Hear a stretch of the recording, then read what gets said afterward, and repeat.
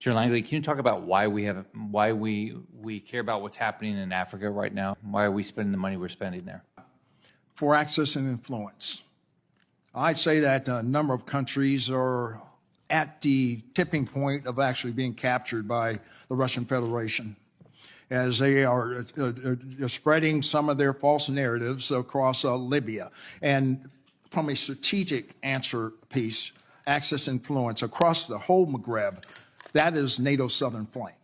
We need to be able to maintain access and influence across the Maghreb from Morocco all the way to Libya.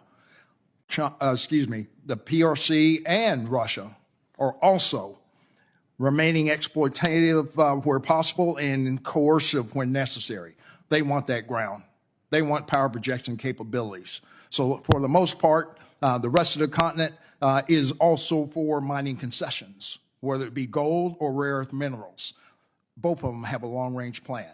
But I think at the accelerated pace, Russian Federation is really trying to take over Central Africa as well as the Sahel.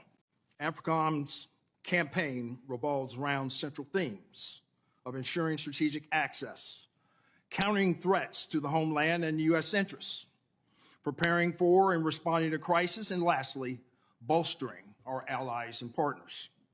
This campaign places our African partners at the center, achieving positive change by executing African-led and U.S.-enabled operations focused on our shared objectives. In Africa, modest investments and resources go a long way towards achieving our national security interests. Africa faces many challenges, but also offers even more opportunities.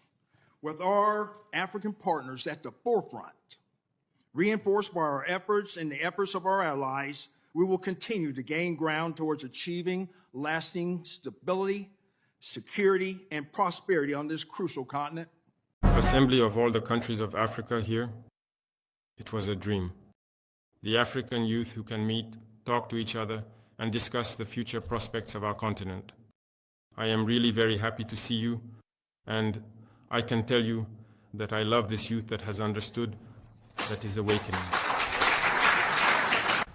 Our mission is certainly difficult, but thanks to you, the mission is becoming easier and easier.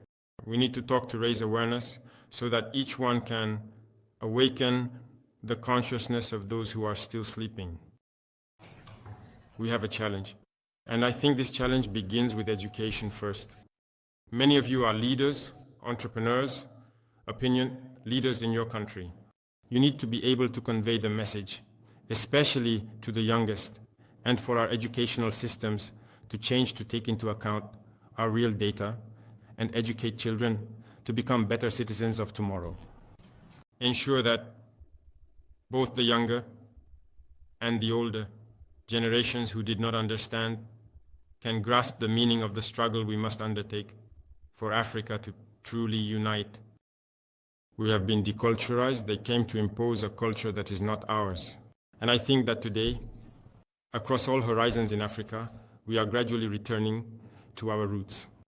Culture in Africa is peace, it is tolerance. It is in Africa that we talk about the palaver tree, where people gather to talk and communicate. They introduced wars in Africa so that we could never again sit down, discuss, talk, and think about future prospects. But today, here we are, with all the African youth gathering in Ouagadougou. For hours, you will be able to exchange ideas and plan something for the future.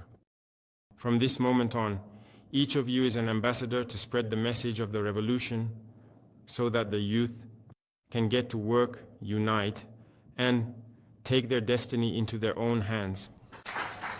There is no problem without a solution as long as we can sit down and talk. But there are also situations where we are forced to fight to restore dignity and integrity. This is the fight that the Sahelians are leading today against the international terrorism that has been imposed on us.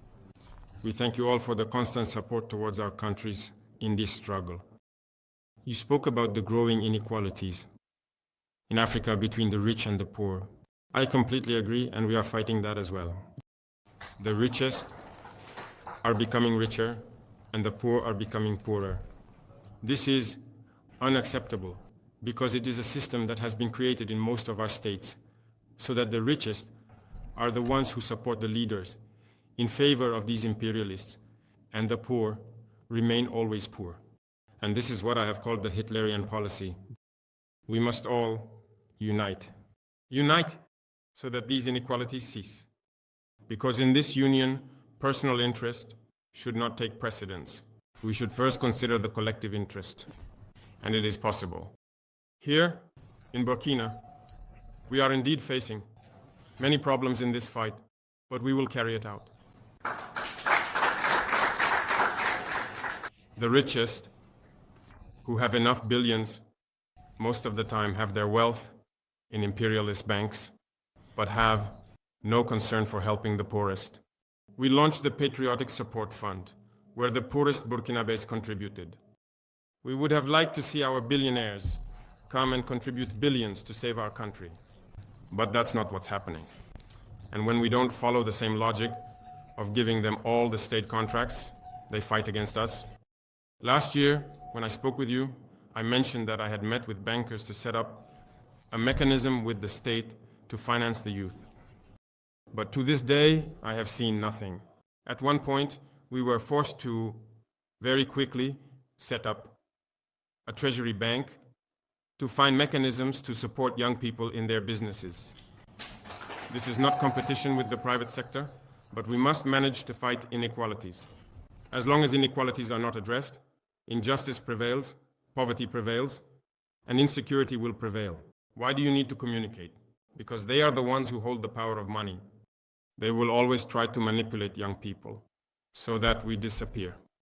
And today, in Africa, the youth are starting to fight against corruption and certain deviations from good governance in their countries, and we support them. You must lead us, the leaders, to do the impossible for you, and we will be forced to find the necessary solutions. Otherwise, we will tell you that we are limited in certain areas, and I hope we can understand each other. So, we have a common mission.